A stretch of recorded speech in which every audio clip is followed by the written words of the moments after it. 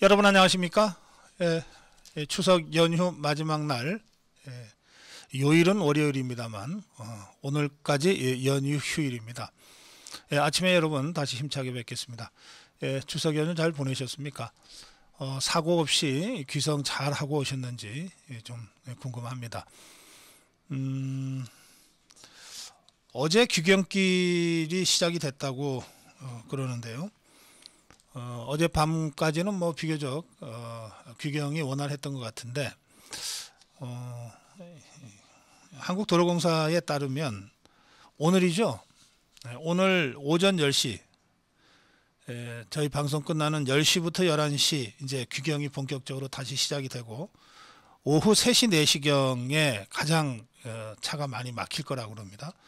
그리고 오후 9시 이후에는 어느 정도 정체가 해소될 거라고 그러니까요.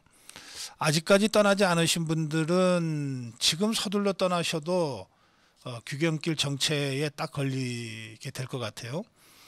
그냥 차라리 좀 늦게 출발하시는 거가 오히려 나을지 모르겠습니다만 이게 이제 다 방송을 듣기 때문에 다들 늦게 출발하셔가지고 또 밤늦게까지 고생하시지는 않을까 그런 걱정도 됩니다. 그냥 운칠기삼이다 생각하시고 좀 여유 있게 하시면 좋겠습니다. 윤석열 대통령은 엘리자베스 여왕, 엘리자베스 2세 여왕의 장례식 애도 기간을 거쳐서 9월 19일 장례식을 하는 걸로 지금 발표가 되어 있는데요.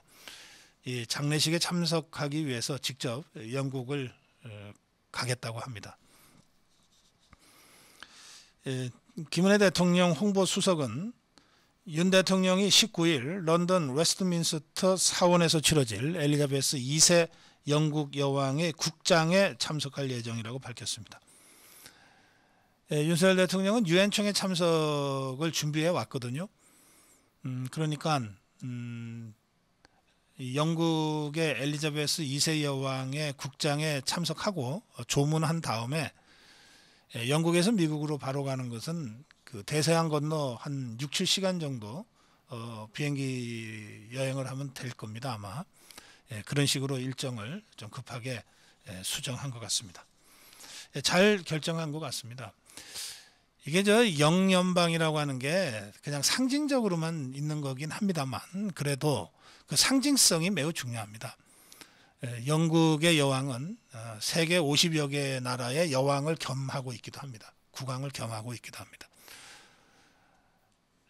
그런 점에서 여러 가지 그 국제적인 협력을 필요로 하는 우리나라 입장에서는 영연방 국가들한테 대한민국의 진정성을 보이는 어떤 면에서 가장 상징성 있는 행사가 엘리자베스 2세 여왕의 국장 참석이라고 할 수도 있겠습니다. 존 바이든 대통령, 기시다 후미오 일본 총리도 장례식에 직접 참석하는 걸로 결정했다고 합니다. 그만큼 영국도 중요하지만 영국의 여왕이 국왕으로 있는 50여 개 영연방 국가들한테 주는 의미도 크기 때문에 그런 면에서 윤석열 대통령이 현명한 결정을 잘 했다 그렇게 평가합니다. 추석 연휴가 계속되고 있습니다만 그 사이에 뉴스도 많이 쏟아졌습니다. 오늘 제가 여러분과 나눌 주제는 모두 8가지 주제인데요. 첫 번째 주제는 윤석열 대통령 명절에 군부대를 찾은 소식 전하겠습니다. 두 번째 주제는 국민의힘의 송원석 의원이 연일 기재위에서 맹활약을 하고 있는데요. 기재위 출신이라 아마 그 전문성을 잘 살리는 것 같습니다. 북한에 빌려주고 못 받은 돈이 6,173억 원이나 된다는 수출입은행의 자료를 분석 공개했습니다. 세 번째는 우리 검찰이 휴일도 반납하고 이른바 문재인 좌파 정권의 신적폐를 청산하기 위해서 열심히 수사하고 있는데 그 고 이대준 씨 학살 시신 훼손 사건 그리고 귀순한 북한 어민 2명을 강제 북송한 사건과 관련해서 그 윗선들에 대한 수사가 상당한 속도를 내고 있다는 소식이고요. 그 핵심 고리 중에 하나 박지원을 곧 소환할 것이라는 소식도 있습니다. 이재명과 관련된 소식 4번째로 전해드리겠는데요. 제가 제목을 이렇게 달았습니다. 이재명 도대체 어느 나라 국회의원이냐. 지난 9.9절입니다. 9.9절 북한 북한이라는 그 반국가 단체를 세운 날을 기념하는 9.9절인데요. 여기서 핵무력을 법제화한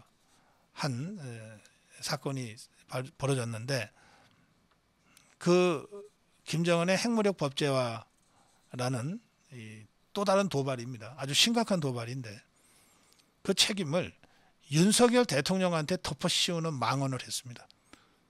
조선민주주의 인민공화국의 국회의원이라면 이해할 수도 있는 말이나 대한민국 국회의원으로서는 도저히 할 수 없는 망언을 했습니다. 그래서 제가 묻습니다. 이재명 도대체 어느 나라 국회의원이냐. 5번째는 TV조선 점수 조작 의혹 사건과 관련해서 그 전모를 밝혀야 한다는 조선일보의 사설 전해드리겠습니다. 자기 문제이기 때문에 더 적극적으로 사설이나 기사를 쓰고 있는 것으로는 보이지만 이게 어디 TV조선 하나만의 문제겠습니까? 6번째는 교육부 장관 문제입니다. 보건복지부 장관을 어쨌든 관료 출신을 지명을 했어요.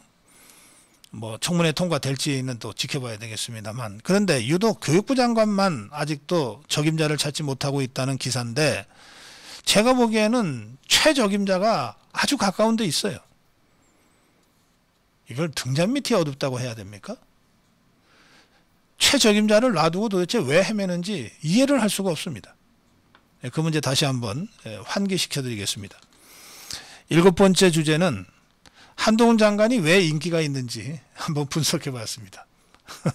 그냥 재미삼아 분석했다고 보셔도 되고요. 인기가 있는 데는 다 이유가 있겠죠. 그리고 마지막으로 저 오늘 칼럼 준비했는데요. 조금 심각한 내용의 칼럼입니다. 윤석열 대통령 관료들한테 포위당하면 안 된다. 관료들한테 포위당하면 안 된다.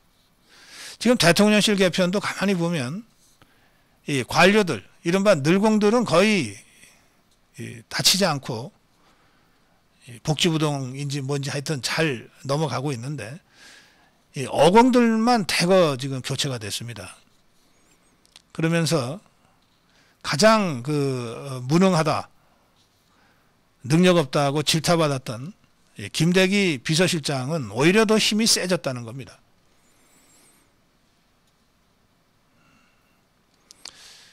백만 공무원들을 적으로 돌릴 수는 없죠. 또 그래서도 안 되죠. 그렇다고 그들에게 포위당해서도 안 됩니다. 역대 정권에서 보수 정권이든 좌파 정권이든 관료들을 통치 수단으로 쓰지 않고 관료들에게 포위당하고 끌려다니는 순간 그 정권은 끝났습니다. 이런 점을 제가 윤석열 대통령과 그 핵심 인사들한테 좀 강력하게 경고하기 위해서 제가 칼럼을 준비했습니다.